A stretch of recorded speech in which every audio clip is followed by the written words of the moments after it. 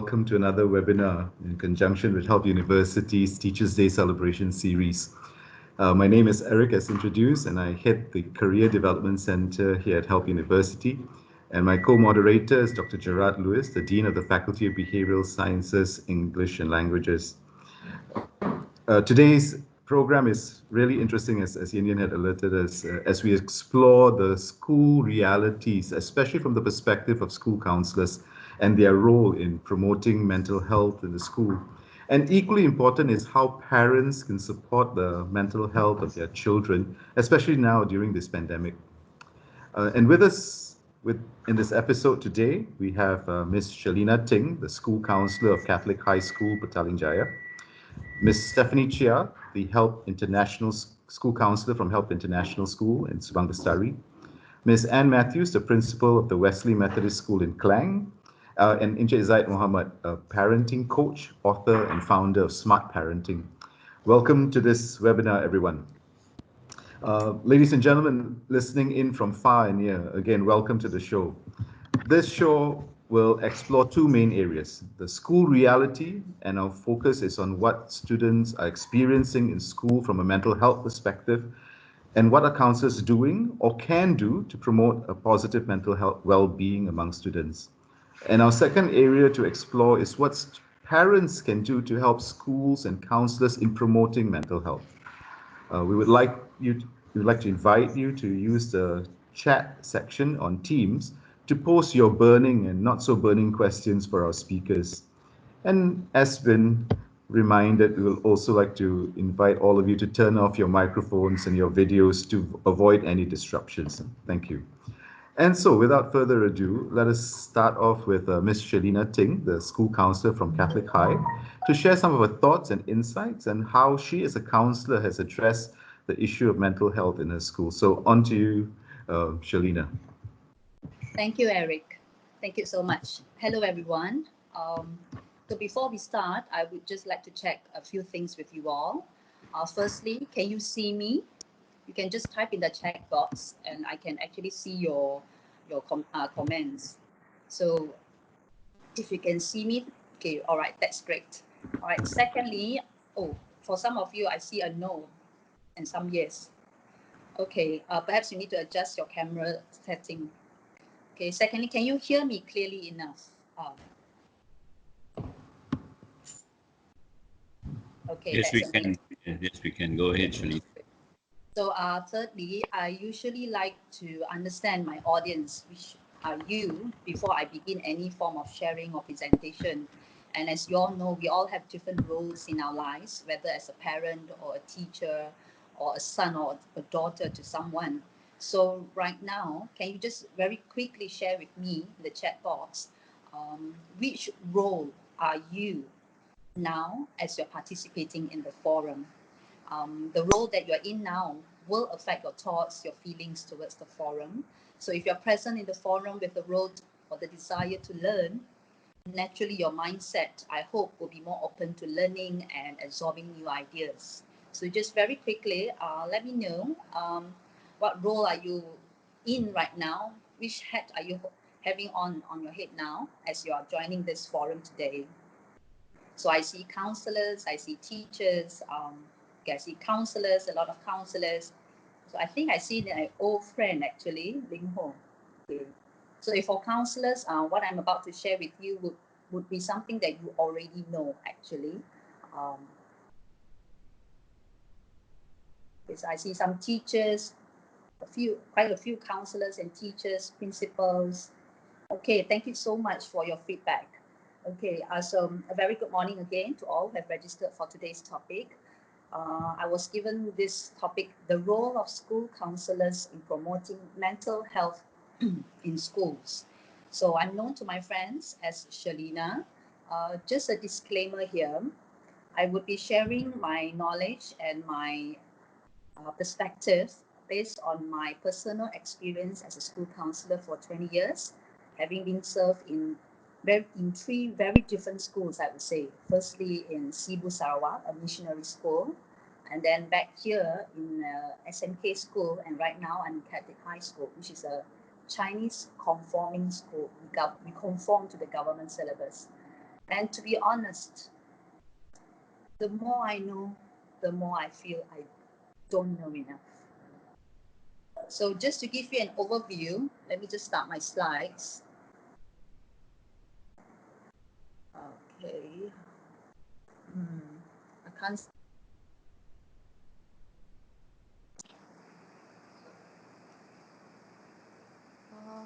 Okay. I can't seem to be putting on my slides right now. Wait there.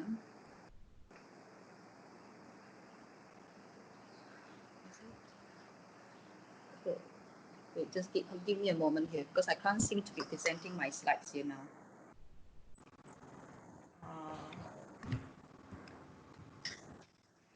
And this is a common challenge that all of us feel, don't we, in terms of when we teach online.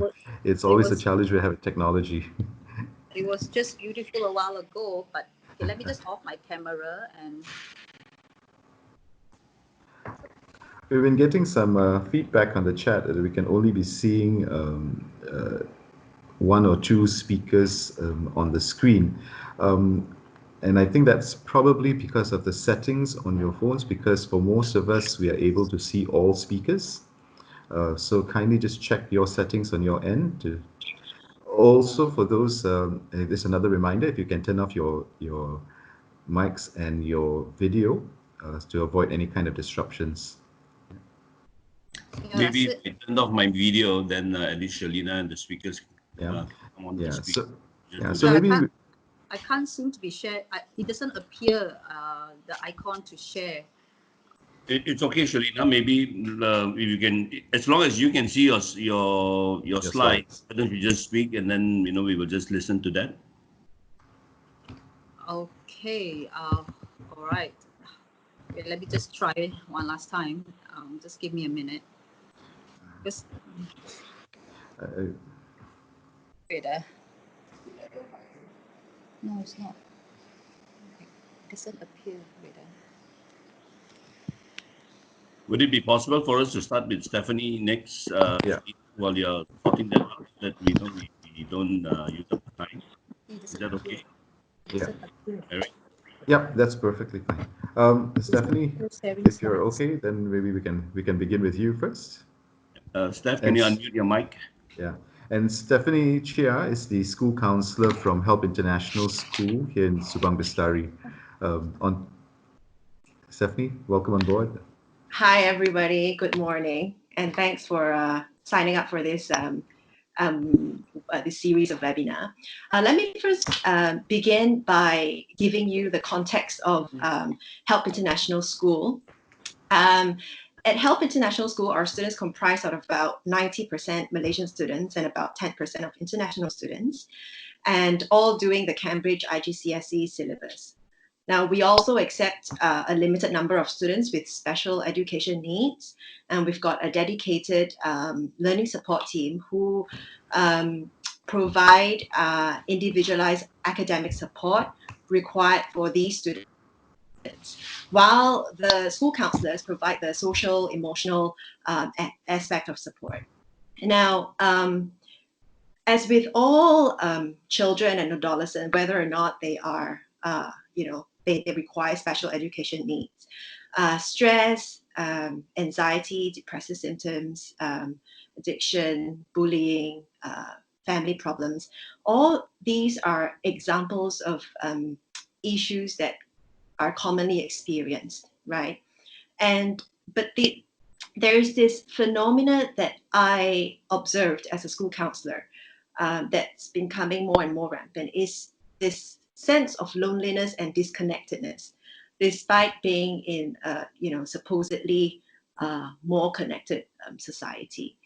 So for example, like if a student who's coming from a different culture, a student who speaks a different language, a student who has certain repetitive behavior to help regulate their emotion, or even a vibrant, popular A-star student who seems to get it all figured out, suffers from loneliness and struggles to find the sense of belonging.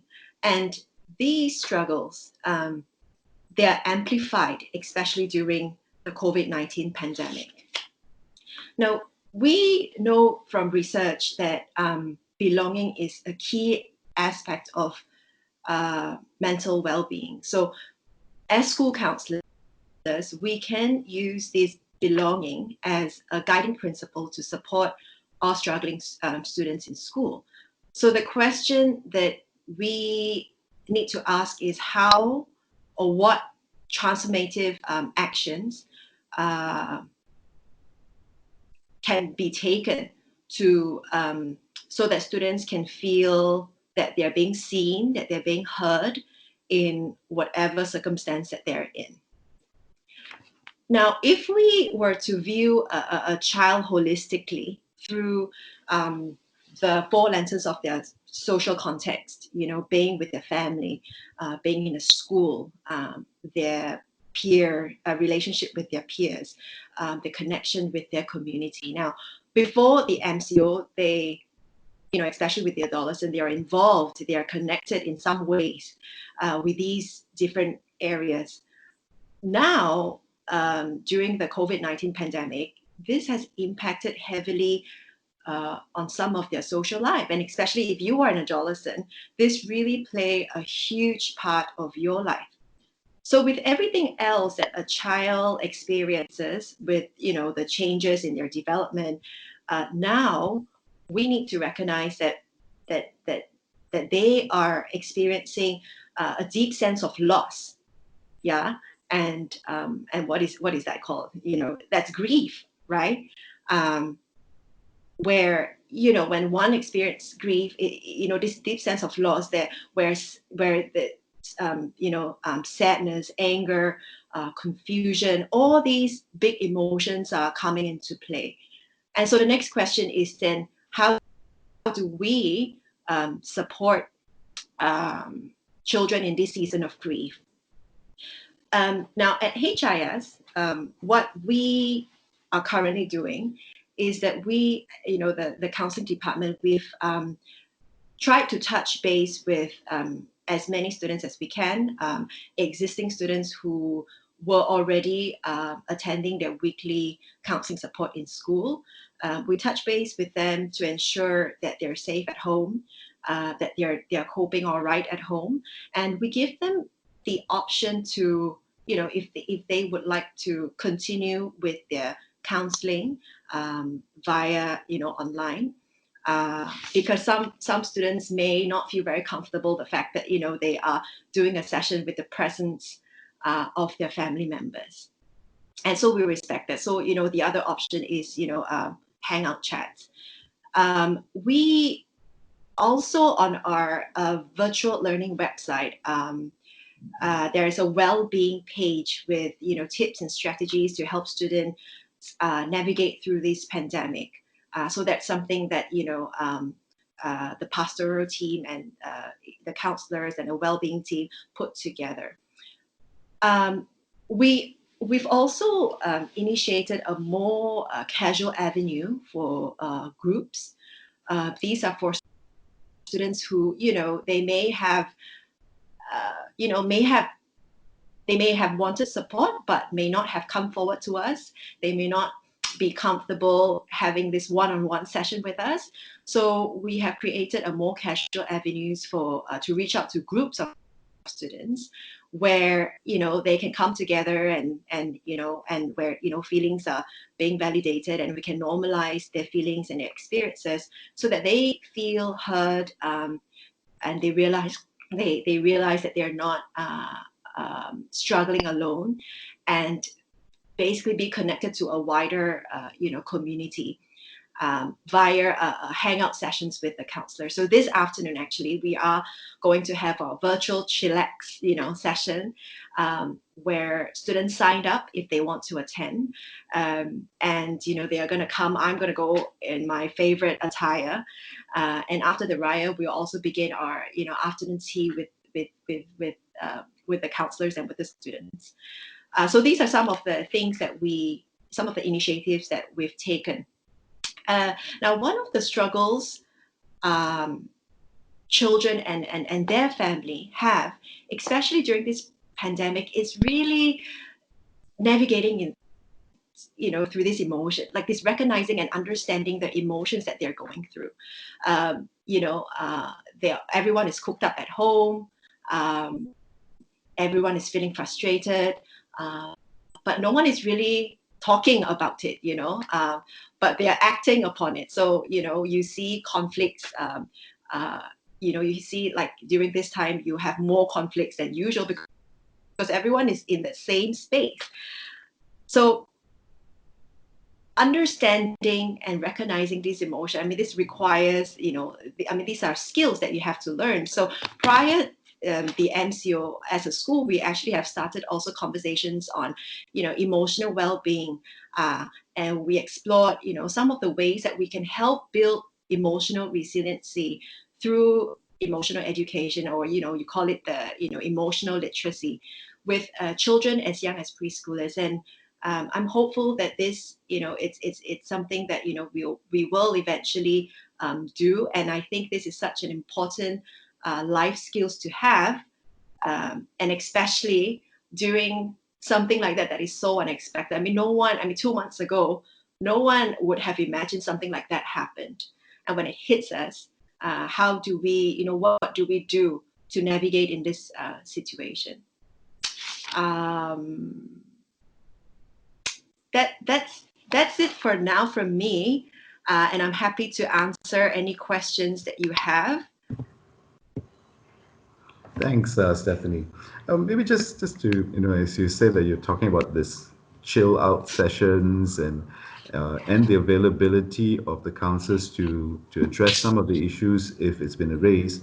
What are some of these conversations like? Like, what are some of the conversations that you've had with these students with regards to their well-being?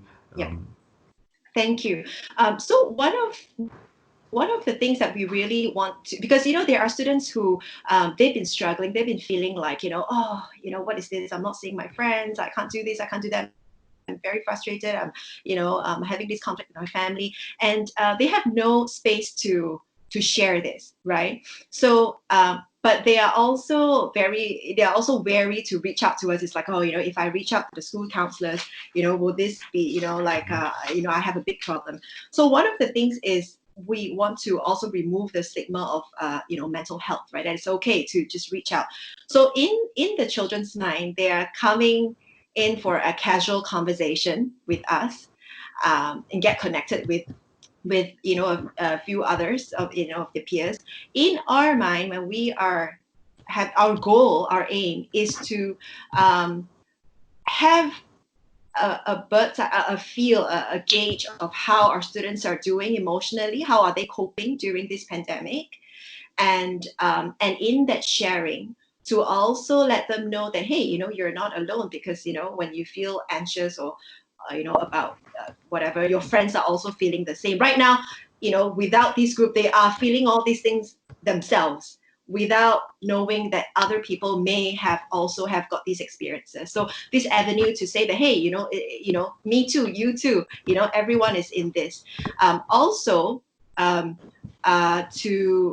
talk about strategies, because there are some students who are doing really well, and they have got some strategies they've got some really helpful strategies to help them move through this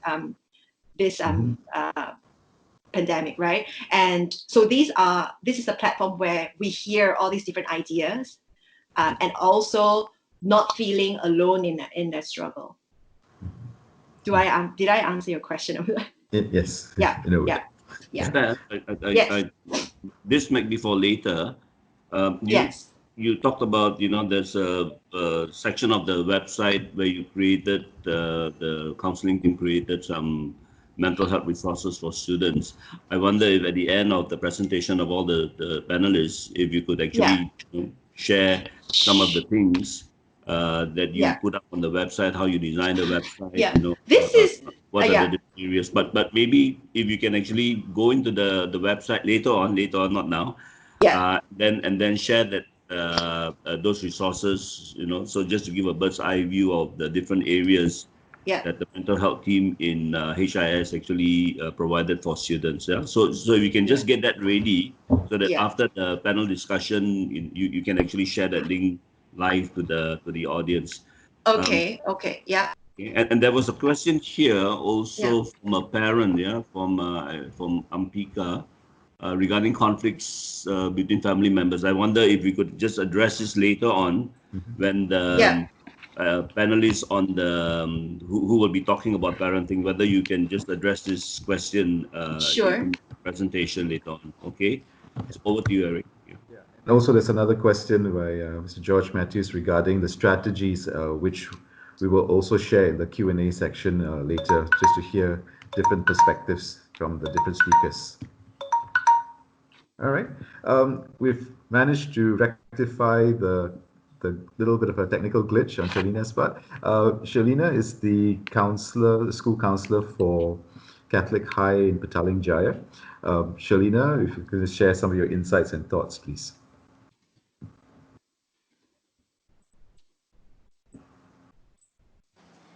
Hi everyone again.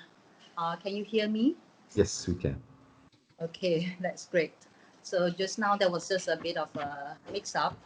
I actually on the Microsoft Teams on my laptop and on my handphone, my mobile phones. So that was the reason why.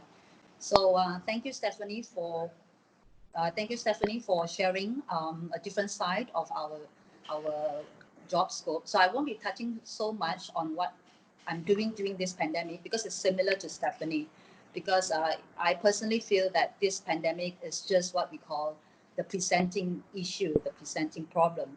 But I feel that mental health is the underlying issue or the underlying problem that I want to take this opportunity to share with everyone here today. So as you can see from my slide, I'll be sharing basically what are the current situations and the initiatives that we are doing now, my role as a counselor, and perhaps what I've learned these 2 months and how I will be incorporating it with future initiatives after this MCO. So I will touch a bit on that too.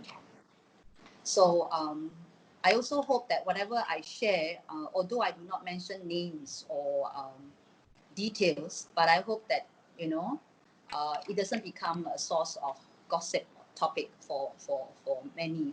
It's more of a sharing from my side and what I face in my school actually. So from the past few years or so, as you can see from the slides, these are some of the current situations my team of counselors and I face on a daily basis. We see students with peer pressure, serious peer pressure. They don't fit in, they don't look good enough, they're not popular enough. And we have seen an increase in bullying issues, not so much physically or through words, but more so now on the social media, which is very hard to detect actually. And it's very hard for the school sometimes to address it. And we also have students who are very concerned about how they see themselves physically and mentally. They think they don't look good enough, and sadly, many feel they are not good enough. Because generally in my school, the desire to excel is really high, and I don't mean just academically. So of late, a lot of my students, well, quite a number, are showing symptoms of mild depression. I never say they have depression because I always remind myself that I am not clinically trained to diagnose depression and mental issues. So even a parent were to come and tell me, I think my daughter has depression. I would always be very careful in how I phrase back my reflection and my comments to them.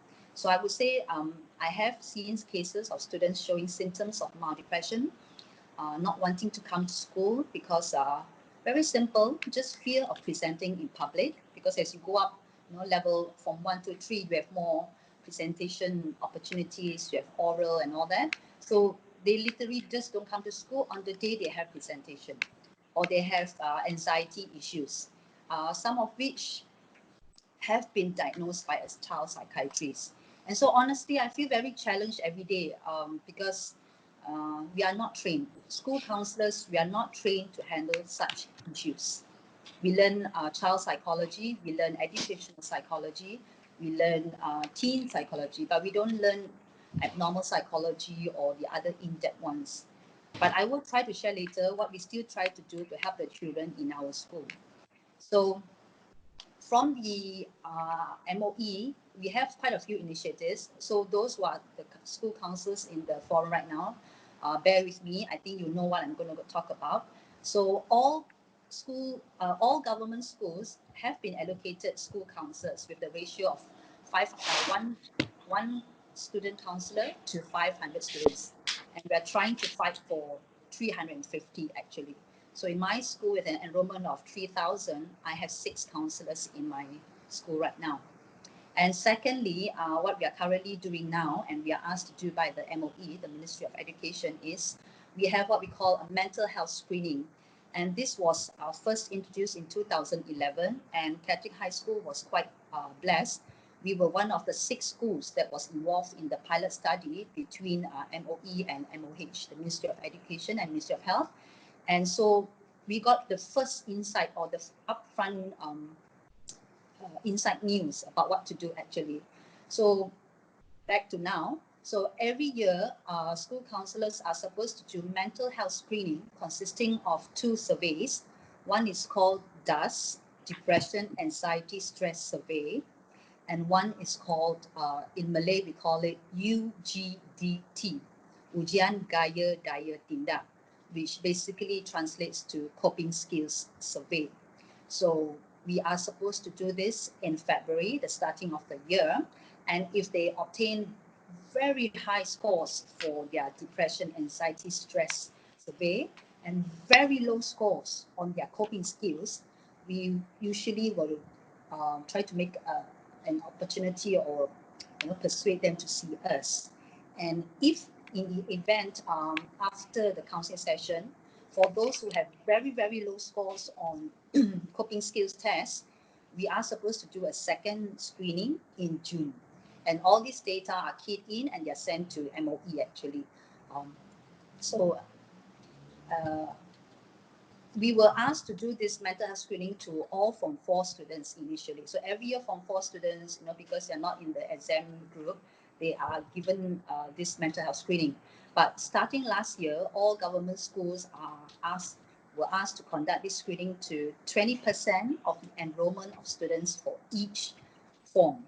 So meaning, for example, like in my school, every form, I have 14 classes with an enrollment of about 560 to 600 students. My Form 3 this year, I have 592 actually. So on average, I have to do around 120 plus students, with equivalent to 3 classes for every form, from Form 1 to Form 5.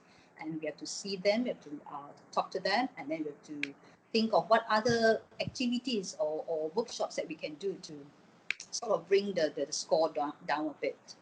And thirdly, mental health aspect is one of our 4 job main scopes in our guidance and counseling field.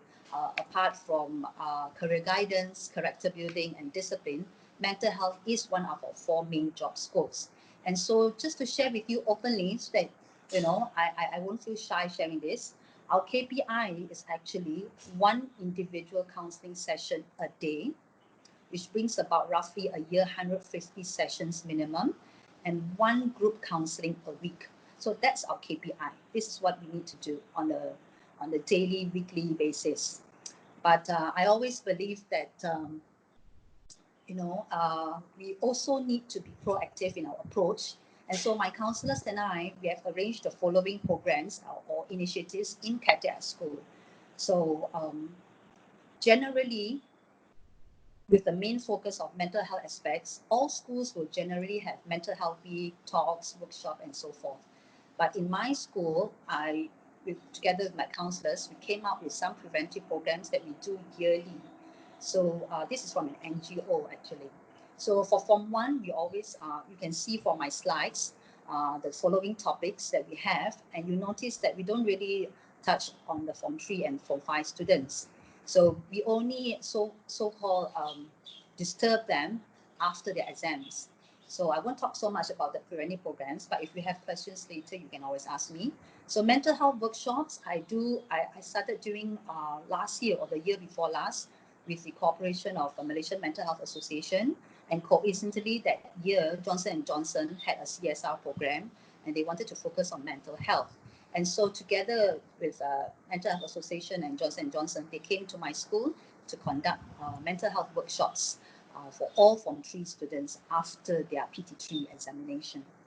And as you can see also on the slide, I actually invited Amber Chia twice to conduct, because I noticed my kids, for the girls who develop very fast, they tend to hunch. And same for some boys who shoot up very fast, faster than their peers. So they tend to hunch, they tend not to feel so confident about their body image and so on. So I wanted them to learn how to build up your confidence, but I didn't want to just do a talk because I wanted it to be more fun, more interesting. So I got the idea, why don't I always see models, regardless of how old they are, they're very confident when they walk on the stage, regardless whether it's a child or an adult or teen. So I invited Amber Chia firstly in 2012 to do a workshop called Building Confidence Through Modeling. And I did it for the Form 5 students at that time before they left school. So to prepare them for interviews. So Amber taught us how to, like right now, if you're seeing me straight up, that's not a very good view actually. I should be sitting 45 degrees. I should be sitting on the edge of my chair, or when I stand up, I should be upright. My shoulders should be upright, and how do you do that? You make sure you stand against the wall. So these are things that Amber Chia shared with us, and also my teachers. And it is also one way, especially my teachers, we love taking photos. So we learn a lot, and this is one way that we actually support each other to de-stress through photos and all that. And the kids enjoyed the session, of course, because Amber was very nice in allowing each child to take a photo with her at that time. And the second time I did it was about a few years back. That was mostly for Form 3 current students and teachers. So lastly, I just would like to take this opportunity to share that some of my own initiatives, which I feel very strongly about, which I'm currently doing every day, and some I plan to continue doing or to add on after the MCO period. So as a school counselor or teacher or parent, I feel you are the biggest influence in creating, promoting, yourself are the biggest influence or the biggest role model in creating and influencing a child. Students, children copy us. They really observe us actually. So I think, I want to take this opportunity to feel that we should lead by example, to be a positive role model, and to take that. And to do that, we need to first take care of ourselves, not only physically, but emotionally and mentally. For example, I had a child, well, not a child, when he saw me, he was 18 years old. He actually told me that he had been observing me for 2 years before he decided to talk to me. So he felt that I'm someone that will listen to him. I don't like come to a child and give them advice. So he felt that I was someone who would listen. So after 2 years of observing me, he actually decided to see me when he came in lower 6. He was also our boy in Form 4, Form 5. So that reinforced my perception that I have to be very careful in what I say, how I portray myself, my expressions, my tone of voice. All these are something that I have to, keep on changing, keep on improving. And secondly, I feel it's very important to learn like a child. And how is that helping in promoting mental health? Well, I don't know whether have you noticed how a child learns? If you have observed how a child learns, they are naturally eager to learn. They ask a lot of questions. They are not judgmental. They always want to try new things, and they will never be shy to ask. And so I feel in order to promote positive mental health, it is important we continue to learn about our children and be open to their ever-changing, mind you, they are ever-changing their thoughts and minds and feelings, because they're growing, they're learning, they're exploring, they're experiencing new things every single day. So I want us to be able to keep in mind that we also use that kind of eye to see our children, to be amazed at the things that they say and do every single day. Like right now, in line with this, learning like a child, I'm actually involved in professional learning community or a meetup with a group of counsellors from different schools and with the child psychiatrist in PPUM and some other health officers. And this was initiated by our Petaling Utama organizational counsellor. So one officer, she initiated this meetup so that every once a month we will discuss cases. We will meet with Dr. Ivy. We will discuss cases in confidentiality, of course, and she will always challenge us. What do you say to show you accept the child? How do you say it? What is your tone of voice? What questions do you ask? So honestly, we feel very challenged each month we actually meet her, but we learn a lot. So like in MCO, during this MCO period, this past 2 months, as a counsellor, I honestly, unlike my colleagues, I don't need to teach. So I do online counseling sessions through Zoom, through Google Meet. I even have group counseling sessions through Facebook Messenger, through WhatsApp, because some children, they are basically shy. So when they text me, in that 1 hour, I'm sitting in front of my computer, my handphone, and just WhatsApping for that 1 hour, a session. So on days I don't have sessions, I actually learn Google Classroom. I actually sign up for courses on that because I also want to support my colleagues. I want to understand how it feels to teach using Google Classroom, how frustrating it is sometimes because you're not sure whether the child is learning over the screen or whether the child is even on the screen or not, and what extensions we can actually install to ensure that the child is enjoying the lesson, that the child is actually there. You can install not extensions, you can install emoji extensions. So I learned all this and I share with my friends, I share with my colleagues. I've also started learning on how to make online cards. So I've just learned how to make Happy Teacher's Day cards. So I personally will WhatsApp and share with all my colleagues. And I've also learned how to make Hari Raya cards, just so to let them know that they're not alone. I'm thinking of them. Right. That's how I do the online cards.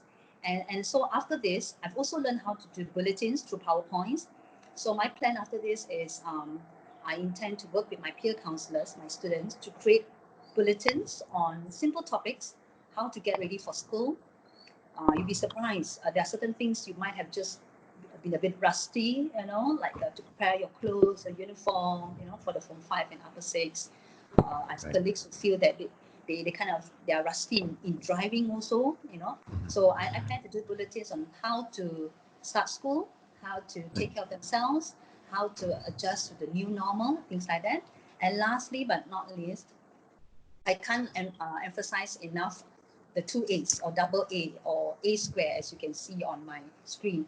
I feel that any individual is able to help a child if you have this acceptance and acknowledgement. When a child shares and tells with you their feelings, it is so crucial that you accept and acknowledge their feelings. No rationalizing. Thank you, Shalina. I think that's a great reminder in terms of us being mindful of being role models, and especially the acceptance and acknowledgement of the child. In the interest of time, I'm just going to Yes, move this a little bit, and we can come back to some of your points a little later. But there's been a question with regards to what you just said, and maybe if you can just highlight that before we continue. It's about, the question is really about your KPIs that you mentioned earlier, and KPIs should measure results. And so therefore, in terms of your school, how do your the actions positively impact the students of your school based on the KPIs that you've done? You can just maybe highlight a little bit. You mean how do I see the results, is it? Right. How does your actions, so how does what you're doing as part of your KPI, how does that positively impact the students in your school? Well, for example, like my preventive programs, when they go back to their classes, they'll be so excited to share with their class teachers. Oh, teacher, I didn't know that if I share this on my Facebook, it's very dangerous. If I share like 2 weeks away from home or I'm here, they will share with their class teachers. So I'm very close with my colleagues. So they will always give me feedback, good and bad, and I'm always open to hear. So I receive a lot of feedbacks from my colleagues. And the students, they are very open to talk to me, sometimes on very personal issues. So they actually WhatsApp me, they actually Facebook me, and look, teacher, I think we could have done this. Like when I ask them questions, how do we handle issues like toilet issues? They will actually WhatsApp me, teacher, based on what you just said this morning, I think we could do this. We could do a period calendar. We could help the children to detect when they're having periods and menses. So, and in line with the KPI, we are supposed to send the data to the Ministry of Education. So they will check on us. They will actually check whether we're doing what we're doing. And every month we actually send a report to our principal, our school administrator, actually, just so they know who we have seen and who to be more on the lookout for. Absolutely. All right. And so there must be some leading to some attitudinal change or behavioral change that you notice in the students after your intervention, so to speak, after all these talks and all that, I would imagine. We do, but I always tell my friends, because and my colleagues especially, that you don't see change immediately. There's one thing about counseling or change in a bigger role, in a bigger picture. Change doesn't come from me. Miss Shalina doesn't create change. I always feel that. I humbly believe that the change comes from the child. When the child feels they're cared for, when the child feels that finally someone acknowledges their feelings, someone accepts it, when they feel that, okay, I'm not the only one thinking that, all right, maybe perhaps I could think another way, then change will happen. And we will see it somehow or rather, we will see it sooner or later. Absolutely, yeah, and thank you for those reminders of what we need to be paying attention to in terms of helping our young people, right? And we'll definitely address some of the other questions that's been highlighted. Let us move on a little bit, and we move to now the different perspective in terms of parents and how can parents be part of the helping the young people in terms of in what's happening in terms of their mental health. And I know it's been of a challenge today, especially with what's been happening, and parents are very frustrated and also quite anxious about how to deal with this, and so we have two different perspectives. And so I'm going to pass the floor to Ms. Anne Matthews, who's the principal of Wesley Methodist School in Klang, because she's been receiving lots and lots of phone calls with regards to how to handle students with regards to their parenting styles and during this epidemic. So, go, and on to you, please. Thank you, Eric. Okay, good morning all. Hope all are fine. Thank you, being here. Okay, as Stephanie and Sharina mentioned, the schools are doing their part. Okay, they are having group counseling and all that. But and as Eric mentioned, practically every day I have to speak to a parent, telling them how to cope with the situation at home. So we thought it will be appropriate to also mention the role of parents in promoting mental health here. So parents, first teachers, and during this time of MCO, it is more obvious that parents have to play the role of teachers and counselors in helping their children cope with their mental being. And as I'm talking, there are certain signs and symptoms that we can see in our students or in our children to show us that they are having some kind of emotional problem. Okay, now surely your child will not come up to you and tell you, Mommy, I am going through a depression, or Daddy, I'm having a mental breakdown. No, they won't tell you that. Of course, they won't tell you that. So it's up to us to find out what it is. And that is why during this MCO, we have to be so alert, and we have to be always looking out how our children are behaving. Because if we don't, it can lead to more serious problems later. Because whatever state your child is, it would have started before the MCO. They would have had all these problems before MCO, and MCO has just exaggerated the situation. That's what's happening. So what is the first sign that we... First, I think it's already mentioned that the children will start feeling lonely. They feel very lonely because at this stage, when they are going to school and all that, for them, the children in primary school, Teacher is everything for them. And if it is secondary school, their friends, their peer group is most important to them. Their peers are their counselors actually. And suddenly now they are alone and they miss that physical intimacy or physical contact with their friends. And according to psychologists, they say that teenagers, in order to keep their mental health in check, they need to have that physical contact. So what can we as parents do? Okay, we can, of course, we cannot tell them to go out and meet your friends because it is social distancing. So what we can do is make sure your child talks to his friend or friends at least once a day. Video call, telephone call, even texting messages. Or they can even watch a movie together. You have Netflix movies. They can watch that together and make comments and laugh about it. Oh, talking about laughing, you should encourage them to watch comedies because laughing is the best medicine for everything, physically and mentally as well. So encourage your children to watch comedies. Okay, another danger which I think Sharina feel out of mood. You ask them to do something, they say, I have no mood, no mood, no mood. So you frequently hear the word no mood. That word mood sometimes gets you so irritated because they say it so many times. Now, this no mood, feeling of no mood is actually trying to tell you that they are having a stress within themselves. It is a stress which is going on. That is why they don't have that mood. And why are they going through this now? It's because they have so much of time in their hand. Now, on normal school days, they get up in the morning, they go to school, and after school, they're rushing for tuition, for piano class, for music class, for dance class. They have everything in the world. And by the time they reach home at home in the evening, they are so exhausted that they have no time to feel out of mood or to feel anything else. And they sleep a lot. Yes.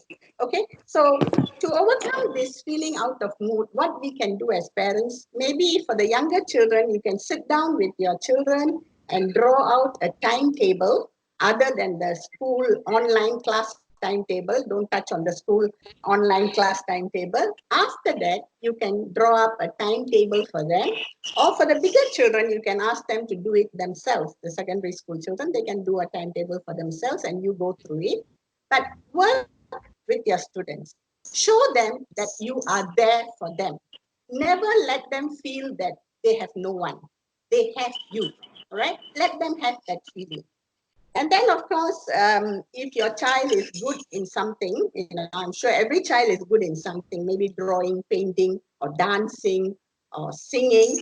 Now, what you can do is ask them to do something, record it, and ask them to put it up in the social media, FB or YouTube, and then they will be getting likes. And actually, getting likes will actually boost their enthusiasm and keep them alert. They like to see the number of likes.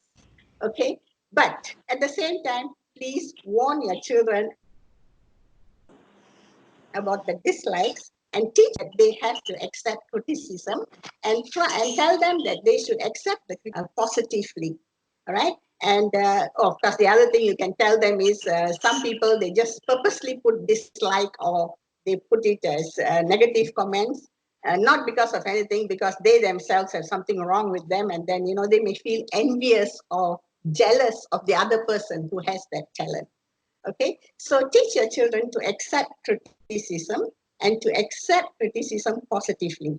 Okay, another sign is you suddenly feel your child is craving for junk food. Okay, they like to eat chips and chocolates every time they want to eat something.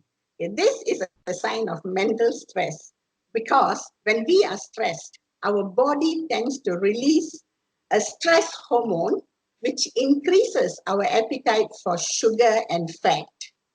Okay, as an alternative, since we are staying at home, we can always make a snack for them every day. Try a different snack, and to get ideas, you can go to channels like MasterChef, or even the YouTube has so many snacks, and you can even get your children involved in making this snack. So very soon you will find that instead of craving for junk food, they'll be craving for mommy's snack or daddy's snack. Okay.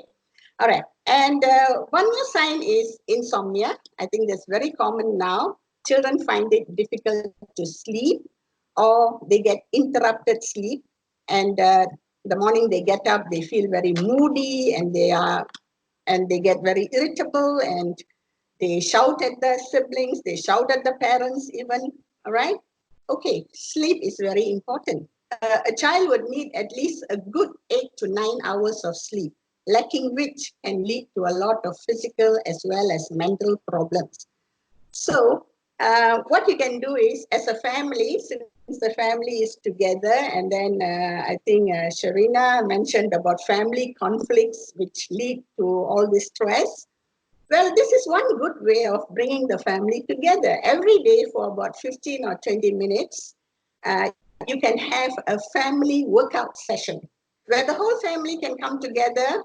Mommy, daddy, and all the brothers, sisters, even the youngest one can come together, put on some music and do some workouts, some exercises. And you can ask your children who have been doing PJK to lead. You know, they know a lot of exercises, the physical exercises. So they can lead, and they also will feel happy, and they will get tired, and this will help them to sleep. Or, of course, the other thing is to give them a glass of milk before bed. A warm glass of milk will be good. So I have mentioned about 4 signs that you can look out for in your children. That is loneliness, feeling out of mood or anxiety, craving for junk food, and insomnia.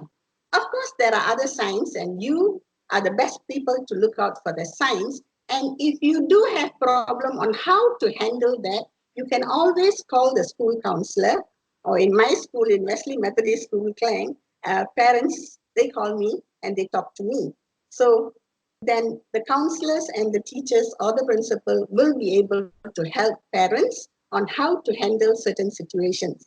But most of all, please remember, show your children that you love them, you understand them, and as Sharina mentioned, they must know that they are accepted and acknowledged. Do not judge them when they tell you they have a problem. Do not compare them with other children and say, oh, why are you like that? Why is it your cousin is not like that?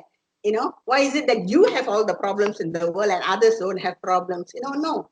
I know we are also going through a very bad situation at this time. We are also trying to handle our stress, but we are adults. I think we should be able to accept it. And so please, lastly, I just want to tell you, accept your child for what he or she is. And during this time, build up that family relationship which you had when your baby was first born. Thank you. Thank you, and those are amazing points and good reminders for all, you know. And as you shared about the snacks and the chocolates, I am just looking at some of the chats, and some of the teachers and are also having those kinds of symptoms. So maybe we need to go through some kind of testing ourselves. But yeah, it's a good reminder. Thank you very much. And we move on to Encik Zaid. Zaid is a columnist with Star, if I'm not mistaken, right, Encik Zaid? And NST. NST as well. Yeah. He's written many books, and also the founder of Smart Parenting. He's a parental coach. And so on to you, Encik Zaid. Okay, thank you, Eric, and my fellow panelists. Great points. I've been jotting them down myself. So what I will do is I'll take probably 5-10 minutes. I would like to share a slide as well in a session that I did earlier, which I thought is very relevant to this session as well. So let me just open my PowerPoint. Okay, can you see it? No. Yeah. Is it coming up? Coming up. Yes, we can. You can see. I can see. All right. Yes. Yeah, so we at Smart Parents, we believe in parenting as a choice. Everything is about choice. So even with MCO, it's always our choice to look at it from positive or negative perspective. For those who look at it from a negative perspective, it's a one big chaotic organization, MCO, managing chaotic organization. Or if we adopt the smart parent strategies, we look at it from a positive perspective, which is many caring opportunities. So I think my fellow panelists have mentioned a lot of ideas. So probably I've just kind of borrow some from them and kind of recap the session as well. So I would choose this second one, which is the many caring opportunities. So I'll quickly share like 4 steps to get to the MCO, many caring opportunities. But let's look at this first. Parenting is always hard. I have yet to see people saying that, oh, it's easy, it's fun. Of course, it's fun, but it's never easy. So even before MCO, it was hard. So now with MCO, I would say it's crazy hard. You look at the picture, you have to do work, and your kids are screaming, running around. That's probably one solution that you need to do. Okay. And we always have a choice again when our children misbehave. I think like Anne mentioned, and also Stephanie and Shalene mentioned, sometimes our kids will misbehave because of the pressure and whatnot. Again, we have a choice. Do we want to be the Incredible Hulk?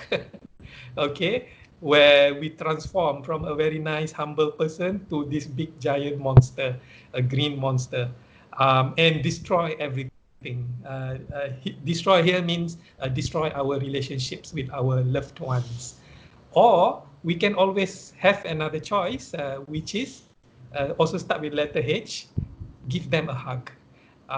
So in smart parenting, we always propose, no matter how angry our kids are, find a way to give them a hug. And I mean, you can read on your own the power of hugging. There's so much power that we sometimes underestimate.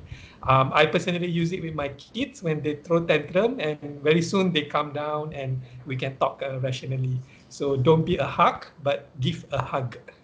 Okay, all right. I think many of my panelists also mentioned about, I think Stephanie mentioned a lot about taking care of yourself. Or was it Shalene? Sorry, Shalene mentioned taking care of yourself is not being selfish. So this is very much like when we step into an airplane, the cabin crew always reminded us, so when oxygen mask drop, even if you're traveling with your kids, you got to save yourself first, because you only have like 5-6 minutes before you black out due to low oxygen. So same thing in this MCO. Before we get into becoming a Hulk, so we got to calm ourselves down, find a way to calm yourself down. Everyone has different ways. Some do yoga, some do meditation, some take a nap, whatever. As long as you come out after that short session feeling more refreshed and ready and willing to give more to your family. So try to have it at least once a day kind of thing, so you don't get into deeper trouble with your chaotic situation. Okay. Number 3 or 4 of the 4 strategies that I can share is lower your expectations in this MCO period. I think it's always good to balance our expectations with reality. For example, cut them some slack if they make mistakes. Don't be too harsh. Laugh more. I think Anne mentioned, laugh with them, laugh at yourself. When you make mistakes. And also don't chase perfection, because this is a danger in modern parenting. We want our kids to be in certain mold, a certain whatever you call it, a standard, but if they don't get there, we get frustrated. Yep, beware of comparison trap, and I totally agree with Anne. For some reason, cousins is always the favorite target. Look at your cousin. Why is so good looking? Why is he so smart? Blah blah blah. So end up our children hating the cousins. It is our fault because we compare them too much. And I think one special situation in the MCO period, we have to be aware that not all advices are good advices. If we try to follow all advices, we may end up being stressed because everybody have their own stories. Some do this, some do that. It happens to me. When I see people doing good things, I want to do it, and I couldn't do it, and I get frustrated. So, but at the end of the day, I felt that, okay, let me just do it my way, in my own capacity and capabilities, not comparing with any other person. You can use it as a motivation, but not as a comparison. Yeah. I like what Jack Ma said. I don't really know whether he really said this or not, but I think the message is great. He said for people in business or in general, 2020 is really just a year for staying alive. It's not really about talking about your dreams or plan. Just make sure we stay healthy, stay alive, you know. Stay alive here means physically and also emotionally with our families. You know, if you can do that, you would have already made a great profit in this 2020. So just hang on, everyone. Just stay, you know, steady before we go out of this situation. This is like in a plane. This is like I suppose this is like a turbulence. It's not going to last forever, but we have to manage with the situation. And I think last but not least, on the smart parenting strategies, number 4, kids be kids. You know, someone shared with me this picture, although I don't want to be in that situation where my kids really going all out to be children, painting the sofa green with the paint. But even if that happens, please don't abuse them. You know, you gotta always have to discuss, empower, and be creative. You know, maybe find ways for them to paint instead of on the sofa, but give them something else. But even if they make mistakes, go easy on them. Prevent it the next time. A mistake has been done, learn from it, and move on. So yeah, those are the 4 quick steps. Maybe recap again. Accept the fact that it was hard. Now it's crazy. Save ourselves first before we try to save our family. Lower expectations and let kids be kids. So yep. Over to you, Eric. I think. Thank you, Zaid. That was shared. amazing. Yeah. I love the pictures in your Yeah, slides. You amazing. know, Thank you. and it really hits the nail on the head with regards to what's been really happening with parents and in light of mental health issues. Just let's move on to some of the questions that we've had from our listeners. And this could be a lead into some of the things that you said, Zaid, and also with Anne. The question is, conflicts do happen between family members, but they should learn to discuss and come to an amicable understanding. How do we deal with problems, and how do we find ways to overcome these problems together? While I leave this to everyone, but maybe we can just focus this question on Zaid and maybe Anne. Okay. If can I take that first, Anne? Yes, please. Yes, sure. Yeah. Yeah. Okay. Thank you. And I've Zaid, do come you mind just across stop this. sharing your slides, please? Oh yeah, sure. Let me just stop sharing. Yeah. Okay. Give me a second. Okay. How's that? That's good. Yeah. Thank you. I come across this quotation. I'm sorry, really can't remember who said this, but the person said, conflicts is inevitable. Conflict is inevitable, but combat is optional.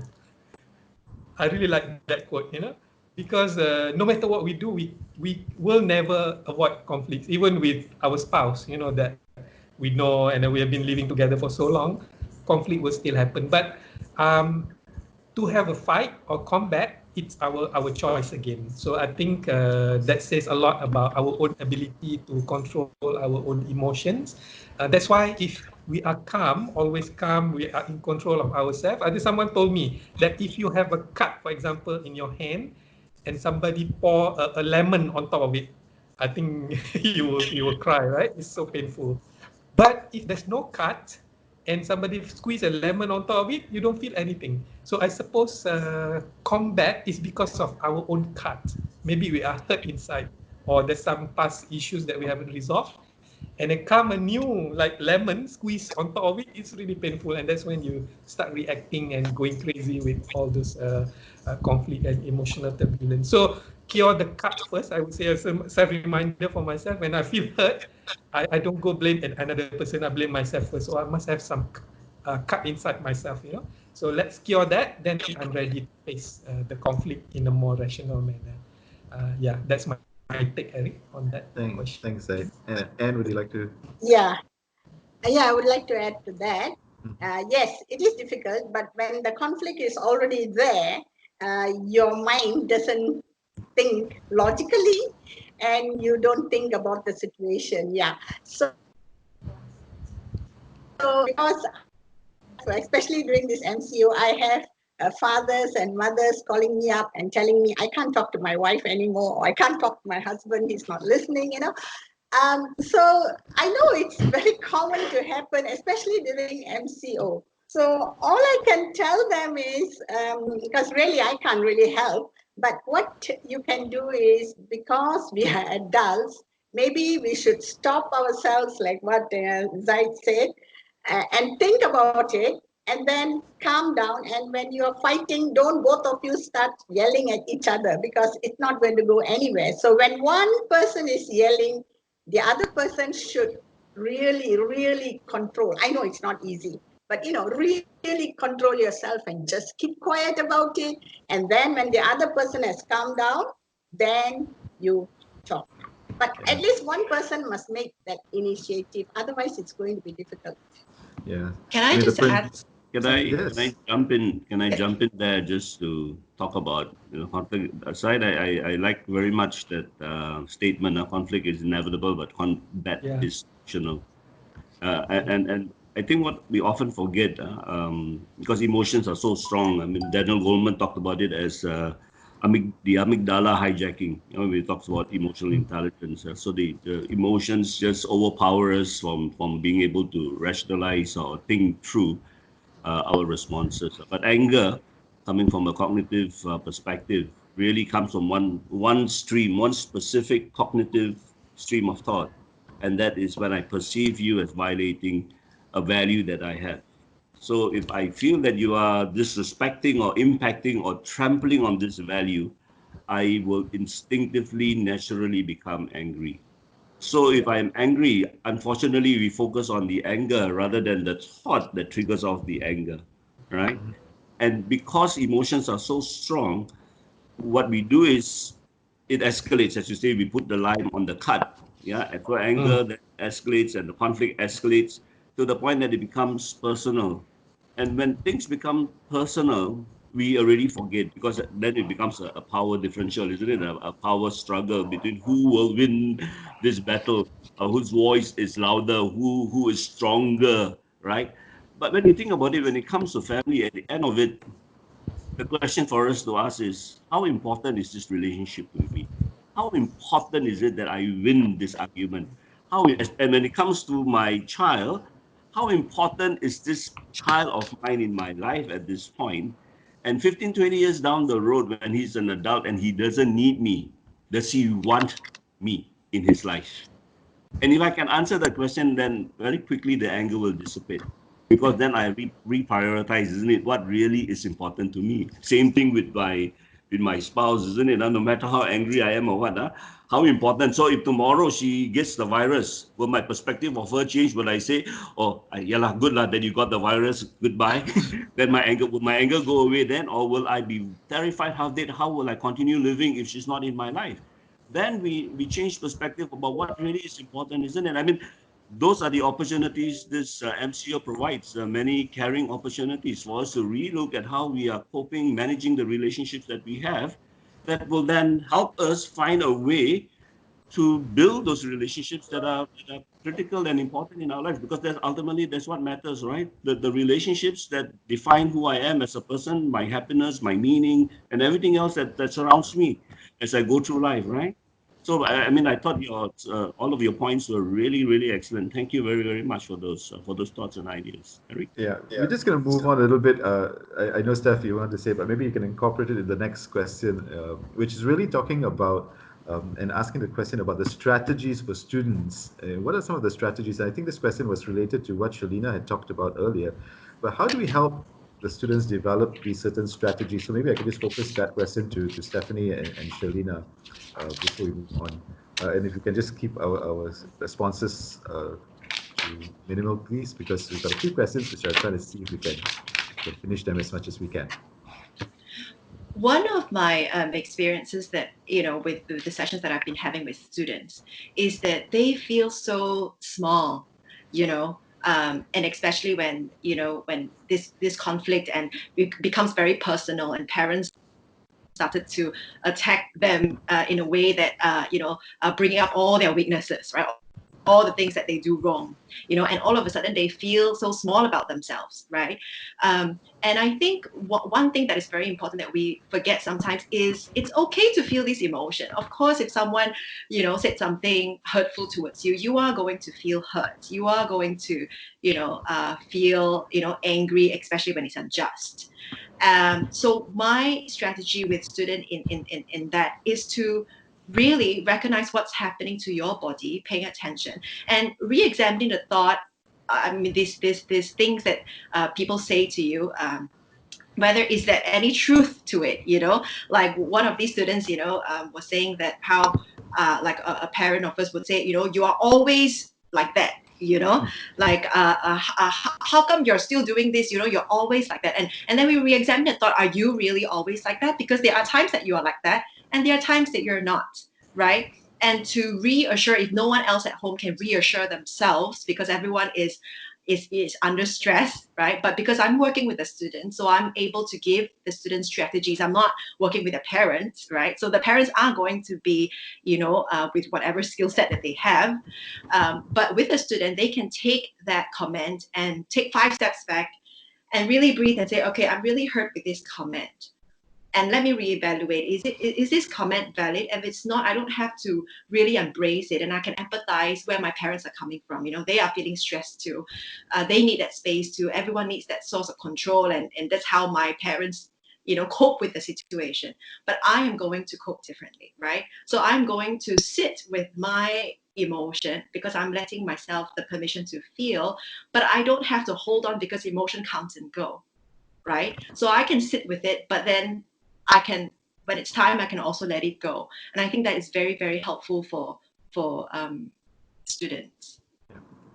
Shalina, your thoughts? I just have one thought, that is to build a bond, because I noticed we can talk about many strategies, many solutions, many ways, but it will never work to me personally if there's no bond with the person that you're talking to and you're being with.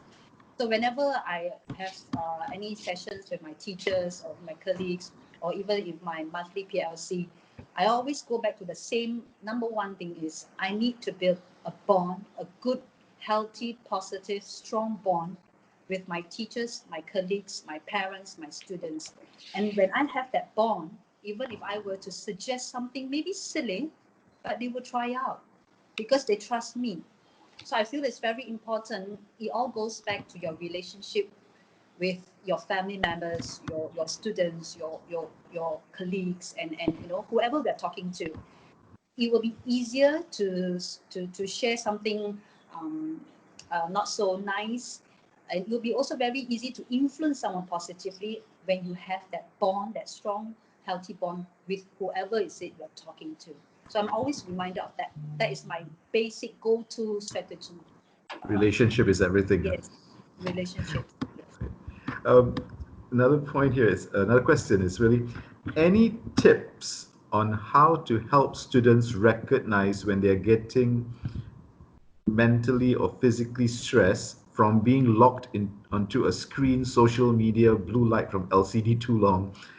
So yes, you know, especially now, our go-to resource is internet. You know, if kids are complaining about things, or go play on the internet, or go watch, you know, and yet there are other extreme in terms of what happens when there's too much of internet, too much of social media. Any thoughts on that? I think that, you know, if it's affecting your daily life, you know, you're not, you know, you're on the bed 24/7, you're not doing your homework, you're not interacting with anyone in the family, you're just constantly on the computer, that is already a sign that is taking away some of the things that you would need to do, you know, in a day, and you would have to take a few steps back to reevaluate what's really happening. Because sometimes when you're so into it, you don't think, you know, you're just on an autopilot mode. But if you realize that you are doing just that, and you know, you're eating in front of the computer, you're sleeping in front of the computer, you know, and that tells you that, you know, maybe perhaps you have to take 5 steps back to look at what's really happening.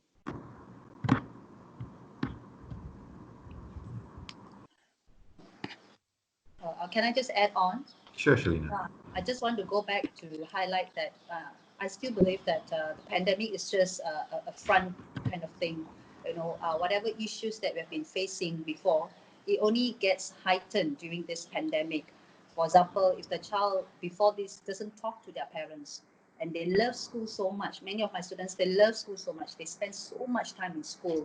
The afternoon students, they come in the morning at 7:20, they sit with their friends. No, they love school so much to the point that parents actually complain to us that my child enjoys being in school rather than at home. So the pandemic just enhances or heightens whatever issue you're having actually.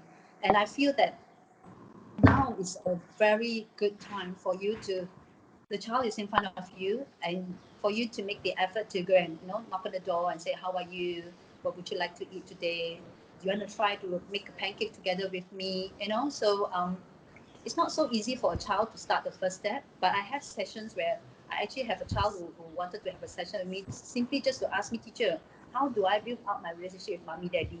I'm not used to talking to them, so it's easier. One party has to start the first step to sort of start the building of the relationships. Because if not, after this period ends or this pandemic ends and they go back to school, on the surface things will look okay, but they are not necessarily so, in my opinion. Yeah. Would anybody else like to add to that? Ayan or I Zaid? think, maybe I think the family is always a teamwork, and two things: teamwork and parents are the captain, the leaders. Parenting by what call it? Leadership. Parenting by leadership or leadership by parenting. So you're totally agree, right? I think a lot of my work it's parents take their children for granted and not really communicating at deeper level. So we have to take the initiative to, it will be very uncomfortable in the beginning. For example, it happens to me myself, we are cooked up with whole family together. For Muslim, we recite Quran. It was very uncomfortable for me because I never recite Quran with my kids. But we take the first step and it becomes very enjoyable, and now we do it every day. Same thing with cooking, very uncomfortable for me to go to the kitchen and do the cooking because I'm really bad at it. But take the first step, and that's the hardest. When you overcome the first step, it becomes very enjoyable after that. Yeah, that's my add to that. Yeah. Okay. Yeah. Can I just add a little bit? I think I agree with all three of them, especially Said, who says that yes, we have to make the first move because sometimes parents, they say, my child never listens to me. He has no time to talk to me. He's not even interested in what I say to him. Even when I ask him a question, it is a one-word answer. Now, what I can appeal to the parents is, please be patient with your children. Show them how patient you are and start doing things together with them. Like Said say, they can even help you in cooking, do things, just do things and together. When you do things together, you don't have to talk. The bond is automatically built there when you do things together. Okay. Thank you. Can I just, sorry. Sorry, Stephanie, we're already running short of time. But Yeah. maybe what we can do is, if you can just maybe share the slides that, Okay. or a link to. Yeah, I can't really share the link, unfortunately, because the website was created for our parents and students. But what I can do is I can talk you through the the page on student well-being. So basically, it's a resource page where it has the people that they can contact if they are feeling overwhelmed. So, for example, like the school counselors, the pastoral team, and all our contacts are there. And also there are topics like, active screen time. If you're on the screen, what are some of the activities, videos that, that they can do? So for example, like, doing exercises, learning a new skill, yoga, mindfulness exercise, things like that. And then there's also activity suggestions for, away from screen. So earlier we talked about the cooking, baking, reading, playing, board games, things like that. And then there are also a bunch of articles about mindfulness, happiness. And there's a happiness challenge where you sign up for this program, and it's called Action for Happiness Challenge. It's a fairly new website dedicated to help people to understand the facts behind happiness and realize how it's important in our well-being and what we can do. And then there are also resources for the younger children, these storybooks, the COVID book, the Coronavirus Social Story by Carol Gray, and the story of Oyster and Butterfly by Anna Gomez. And all these are stories for the younger children to read and have an understanding of what coronavirus is and what it's doing to everybody. Okay. So that's a bird's eye view of what is in the well-being website, if that helps. All right. My dear friends, sorry, but we have to cut this down because of the interest of time, and there's another show that's going to come on very shortly. So on behalf of Help University, thank you to all our panelists, to Jezai, to Anne, to Shalina, and to Stephanie. And, thank you. Well done. And I'm just looking at some of we the ask our participants to just unmute your mics and your videos and give them all a round of applause? Thank you, everyone. Thank you. It's amazing insights. Thank you so much. Thank you. Wow, great to see you guys. And one of the things, it's really about attitudes. What's our attitudes towards mental health, and what are our strategies? And if we can help, and I think you've helped us rethink and reframe some of our attitudes towards how we view mental health. And thank you again for your strategies. And to all our listeners, thank you again for participating, for asking these questions, and for sharing some of your thoughts through the chat. We really appreciate you, and we hope that you are safe and sane during these times as well. So thank you all. Yeah, Thanks, Eric. I believe you have some announcements. Yin also, over to you. You'll just pass it to Yin for announcements. Yes, thank you, Eric and Dr. Jerry, and thank you to all our presenters. We've definitely learned a lot in this session today. Let's all learn not to be incredible Hulks here and to be more patient. I myself need to learn that as well. Now, to our attendees, thank you so much for joining our session today. And a quick hello to Dr. Paul as well, our Vice Chancellor and President of Help University, who is in this session. Thank you for joining us. Now, our next session will be at 11:30 a.m. with the topic, The Chinese School Experience in Learning, which will be moderated by Dr. Paul himself. Now, we will be conducting a career and counseling breakout session for those who need some program information. There will be 4 breakout sessions altogether. The first one will be University of London programs. Second is University of Derby business programs. Third is the Help University homegrown programs. And fourth is the psychology and education programs for students who may be interested in a career in counseling.